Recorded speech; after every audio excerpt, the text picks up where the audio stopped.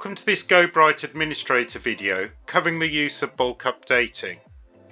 At GoBright we recognise that the office of tomorrow will not be the same as the office of today.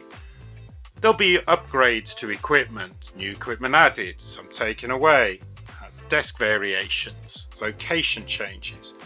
So for that reason we've allowed the option of bulk updating. Let's see how that works for us. So if we go into settings and we go to work, and I'm going to add a USB charging hub to a group of desks in our Rotterdam office, and those desks are going to be in the quiet zone. I could select individual desks just by ticking the boxes, but in this case I want to do the upload, so I'm going to select the top box which selects all of the desks in that area. I can then do a bulk update, and from that bulk update I can choose amenity. From my list of amenities I've got my USB charging hub, so I'm going to add that to the desks that I've selected, and I'm going to select bulk update.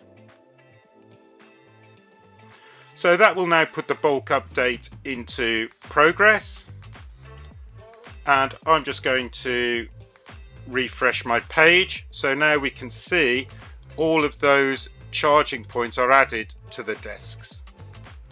What that means is now when I go to my dashboard and I search for a desk in my Rotterdam office, and we're going to search there, and might search just for a morning, but if I search for my amenity I can search for my USB charging hub, and that will give me the desks that are available at that point in time with that facility and amenity associated with it. So in this case I've got 3 areas in my quiet zone, desks 31, 33 and 58. So by adding the option of bulk update, it's just made my process of updating the GoBright portal a whole lot easier. Thank you for watching this GoBright Administrator support video. If further support is required, please go to our website gobright.com and visit our help centre.